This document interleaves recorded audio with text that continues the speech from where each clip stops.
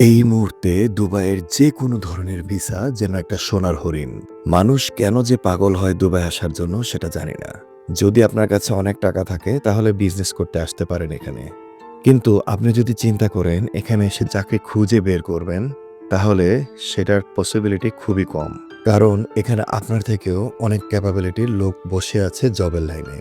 আপনার ব্যাকগ্রাউন্ড যদি IT related হয় তাহলে হয়তো কয়েক মাস সার্ভাইভ করে আলহামদুলিল্লাহ ভালো একটা জব পেয়ে যেতে পারেন। কিন্তু জেনারেল লাইনে যারা আছেন তাদের জন্য এটা খুবই কঠিন। যদি আপনারা জানতে চান এই মুহূর্তে ভিসার আপডেট কি, তাহলে আমি বলবো 2025 সালের এই জুন মাসে আপাতত কোনো জেনারেল ক্যাটাগরির ভিসা তো হচ্ছেই না, ইভেন স্কিল ক্যাটাগরির ভিসাও হচ্ছে না। কিন্তু দুবাইয়ের নিয়ম কিছু কিছু ক্ষেত্রে অন্যরকম। সরকারি বা আধা সরকারি কোম্পানিগুলিতে ওনারা চাইলেই ম্যানপাওয়ার নিয়ে আসতে পারে যে কোনো দেশ থেকে। কিছুদিন আগেও স্কিল্ড এমপ্লয়মেন্টের ভিসাগুলো হতো, যেটা অনার্সের সার্টিফিকেট দুবাই এম্বাসি থেকে অ্যাটাস্টেড করে এরপরে ভিসার জন্য অ্যাপ্লাই করা হতো। কিন্তু আপাতত সেটা হচ্ছে না। এক পরিচিত বড় ভাইয়ের সাথে কথা বললাম, যিনি অলরেডি এখানে টাইপিংয়ে আছেন।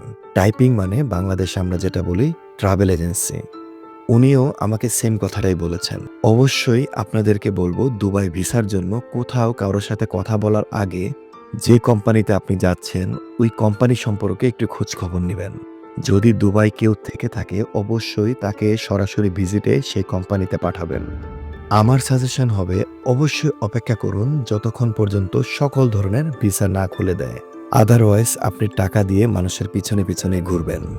আর আরেকটা কথা, অনেকে হয়তো ট্যুরিস্ট ভিসায় এসে হয়তো ভিসা কনভার্ট করে এমপ্লয়মেন্ট বা পার্টনার ভিসা করার চিন্তা করছেন।